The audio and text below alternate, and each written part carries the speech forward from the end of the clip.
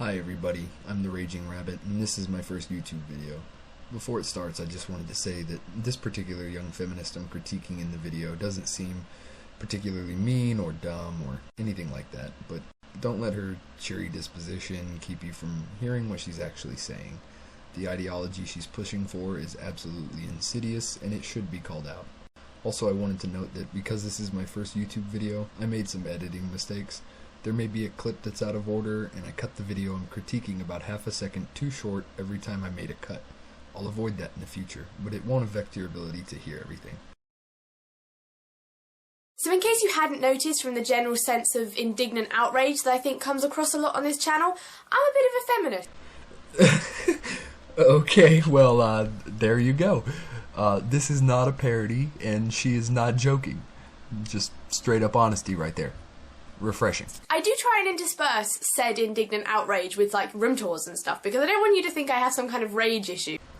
Room tours and rants about feminism. What amazing fucking content. And by the looks of it, your room is really nothing special, so why are you giving room tours? I just have a lot of feelings. I was about 12 when I started identifying with the label of feminist, although I would say that my first feminist stance was when I got really mad about Yorkie bars and their "It's not for girls" slogan. Although I would concede that maybe that one had slightly more to do with chocolate than it did gender equality, but you gotta start somewhere. Okay, so of course, like all issues that these social justice feminists harp on about, the one that got this chick interested in the religion of feminism is a complete and total non-issue. And you said it had more to do with chocolate than gender equality. First of all, if anything, that would be a sexist issue, not a gender equality issue. But secondly, irrespective of that, that made no fucking sense. If it was about the chocolate, all you had to do was go buy the chocolate, you fuckhead. When would a marketing slogan prevent you from buying the candy? People like you make non-issues seem like horrible sexist bigotry. I guess that's a fitting entrance into your cult. Let's go on. So with these 4 years of experience of being a young feminist, I thought I would present unto you a guide as to how to be a teen feminist. Translation. Today, I'll be indoctrinating you. And this guide is not gender specific, by the way, because we're open-minded here at Over 17 Mirrors. Oh yeah, feminism is absolutely for men too. Ignore the name feminism, ignore the fact that most feminists don't give a shit about men's issues, because it's a supremacy movement, not an egalitarian movement anymore. Ignore the outright unabashed misandry of the movement's proponents, its figureheads, ignore all that, and sit down because we need to continue with your indoctrination. Okay, step one. You've realised you're a feminist and you want the world to know it. I mean, it's going to become apparent to everyone else very soon when you start informing them how wrong they are all the time. Fuck you. Holy shit. Okay, this is the part of the video where for the second time I thought, oh, okay, this is just a parody. The first time being the intro about the indignant rage. But no, she's still just being honest. Thank you, I guess. It's just fucking strange how you can hear yourself say those words out loud and not see how fucking stupid, self-righteous, cunty, and arrogant you sound. Yes, you're a feminist now, so you're right about everything. So naturally, you'll be going around telling everyone they are wrong about everything. Fuck me, dude. Feminism is worse than most cults, frankly. Most cults don't go around telling people how they're shit and were born wrong and everything they do is wrong and everything they say is wrong.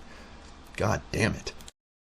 If you can't wait till then, I would suggest buying some obnoxious clothing. Just as those who have recently realised they're gay might go through a bit of a rainbow phase, feminists may want to literally display their allegiance on their sleeve. Yeah, go dye your hair bright blue, pink, purple, or red. Go buy a copy of the Scum Manifesto, Scum meeting Society for Cutting Up Men, of course. Reassure the men in your lives that you don't want to cut them up or anything, assuming they repent of their sins and perform absolution. What sins? We'll get to that when she does.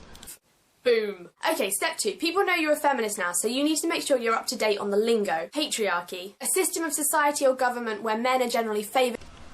Okay, well, apparently the definition of patriarchy has drastically shifted, or you're retarded. Let's ask Oxford. Oxford, is this bitch retarded? Turns out, Oxford says yes, you're retarded. A patriarchy is a social organization marked by the supremacy of the father in the clan or family, the legal dependence of wives and children, or the reckoning of descent and inheritance in the male line. Now, if you disagree with this definition, you're probably a hypocrite, considering feminists cling to the dictionary definition of feminism to sweep the actions of its adherents under the rug. And women are excluded. And women are excluded? From what? Legally, you're not excluded from anything, and legally it's a crime to exclude you from many things on the basis of your gender. Men, however, are excluded from the right to vote unless they're registered for the draft. Men have less rights than women do, and that's a legal fact.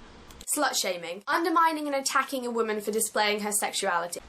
No, that's not what slut-shaming is, and what are you even talking about? Because are you calling sleeping with a ton of guys expressing your sexuality? Then yes, that's slut behavior, and being a slut is gross. If you want to be a slut, go ahead and live your life, and I'm not going to give you shit for it, but I also would never give you my hand in marriage. Also, she doesn't even have to say it, but I bet my left testicle that she buys into the myth that men are congratulated for being man whores. That's not true. I've never, and I don't know any man who ever heard another man congratulate another man on sleeping around with a ton of chicks. It's just as gross when we do it, and this isn't a gendered issue. Both genders can sleep around. Misogyny and sexism. Misogyny is the hatred and resentment of anything associated with women. No, misogyny is the hatred of women, not the things associated with women. Pink, the color, is heavily associated with women. I hate the color pink. I do not hate women. Logic. Step 3. For a few more key terms and general excellent ideas, you're going to want to read some feminist literature. Now, there is a lot, and I would suggest you stay away from some of the really old stuff because there are going to be some ideas in there that make you go, not so much. Oh, okay, so no scum manifesto? You sure? I have really enjoyed Female Chauvinist Pigs, How to Be a Woman by Moron, Manifesto, which is fun if you like the 90s. Essential reading material. And also, of course, the Rookie Mag yearbook. It says everything from amazing fashion to incredible feministy essays, and a front cover that makes stains less obvious because it's so old-timey. But don't be afraid to disagree with some of the things that people say in these books. You'll quite quickly learn that feminism isn't always a very cohesive ideology. Yeah, no fucking shit. The only thing you morons can agree on is the definition of feminism, and even then, it's only to a large degree.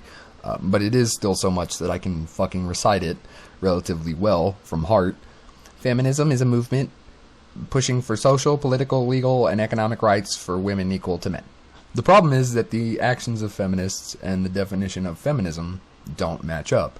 For one thing, women already have all of those rights in America. There are no legal rights men have over women, and so women are left yearning for something to fight for, even though they already have equal rights, and we end up with modern, third-wave social justice feminism. Ugh. And there are going to be some people who make you go, ah! And so it's important to remember that even if you're a teeny tiny little woman, you can have your own opinion on stuff. Step 4 is of a similar vein, and that is that I suggest you get a Tumblr and follow Feminist Disney or Calling Out Bigotry or something like that. Yes, you need to hook yourself up to the feminist hive mind that is Tumblr. This bitch is really serious about this fucking indoctrination. She is hitting all the key points of the cult dogma in rapid succession. Because it's really important to try and be as inclusive as possible with your feminism, and they will help you think about people who maybe don't have the same opportunities and privilege as you do. Oh, okay. She's assuming you're white, racist much, feminist, and what she means here is that so-called white feminism is problematic and that you need to be what's called intersectional, and these Tumblrinas with less privilege and opportunity can teach you how to atone for your white sins and let them take the lead on feminist issues. I know I'm completely reading that between the lines, but I'm really good at reading between the lines of feminist bullshit, and I guarantee you that's what she meant. However, disclaimer, don't come crying to me when Tumblr becomes a massive time drain for you. That's your problem now. Step 5. A lot of the time, you're going to just be really annoyed. And sometimes people aren't going to be very open to listening right now as to why something is problematic. Even if you are a hoot and a half who shouts, "J'accuse!" every time they begin. I don't know why people don't like that. So I suggest you develop a, "this displeases me and is very problematic" face. She wants you to develop a "this is problematic" face. Are you kidding me? She wants you to act like a child to get your way instead of talking like an adult. If something is actually a problem, use your fucking words, and if you know how, logic and rationality. As a teen feminist, you're allowed to be particularly angsty, so this is the best time to utilise the face. I'm quite lucky I was born with one of these. The first time I was told off for showing my emotions so vividly on my face was when I was 11, and I was informed that it was upsetting my primary school teacher. That never happened. But it's cool, they're quite easy to come up with on your own. Problem faces are quite easy to come up with on your own. Yeah, that answers my earlier question. You are fucking retarded. Oops, that's idiot shaming, isn't it? I find that this face is particularly effective during like school assemblies and classroom situations. How is your dumb problem face useful in these situations? What on earth has ever been solved with your problem face? All you're doing is making people not like you. Because boy oh boy does it make people uncomfortable. Oh, it's useful because it makes people uncomfortable. So you're a cunt. Good to know. Do not try it on your parents. They don't like it. Step 6, I don't want to put my cup down and I don't have enough fingers now. To avoid like popping out your contact lenses and stuff through constant eye rolling, you need to find a TV show that actually appeals to you and is not a constant source of despair. Insert cricket chirping noise here.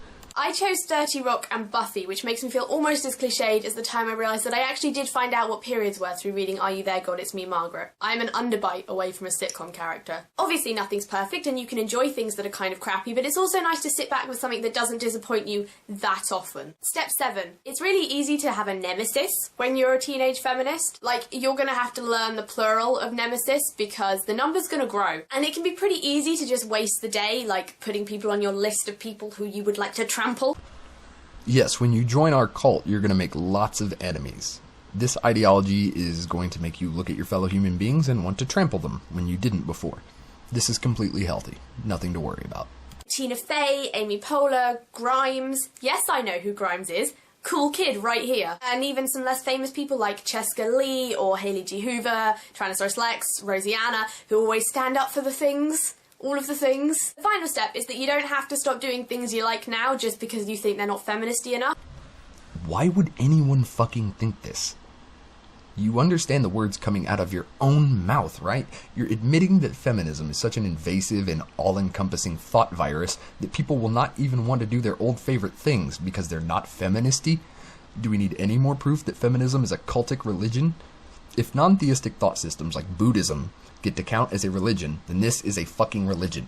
I mean, obviously if the thing you like right now is destroying women, then maybe that's not very feministy. But if you like knitting or cross-stitching, and someone tells you that that's a very girly thing for you to do, point out that they are the one with that assumption. And right after that, you can point out that the sun is hot, and that the water is wet. You feminists accomplish so much on a daily basis. What would we do without you? Knitting is a girly thing to do, you dolt. You can knit or cook or fix cars or paint walls or anything else all you want. And nobody is going to try to stop you, you insane person. When someone says that's girly, that's not code speak for stop that right now, you witch. It's baseline, that is what feminism is. At its baseline, doing what you want is what feminism is? No, that's what hedonism is. For fuck's sake, I know what feminism is better than the girl making the guide to teen feminism. Far more feminists would agree with that definition I gave earlier than would agree with the statement feminism is doing whatever you want. I'm a way better feminist than this girl. Don't let people tell you otherwise. You love children? That's great, good on you. You're not so keen on children? I feel you, man. Feminism is about not limiting people's opportunities, so don't limit yours. So go forth, young feminist. Roll your eyes often and do what you want always. I salute you. You suck! Yeah, so roll your eyes and do whatever you want.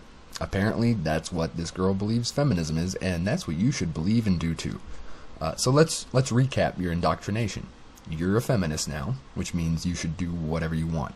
To do this, you need to tell everyone how wrong they are, especially men, even though feminism is for them too.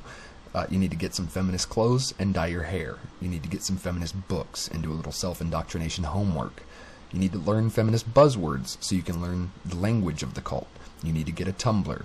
You need to develop a problem face. You need to find and worship feminist idols. Oh, and once again, do whatever you want. But mostly do all of these things. I'm fucking done with this this video. I don't need to do a conclusion or anything. That recap sort of sums it up fine. Thank you for watching. This is my very first video, so if you'd be so nice as to hit the like button, or even go as far as subscribing if you want me to make more videos like this, that would be massive. Take care, and have a nice day.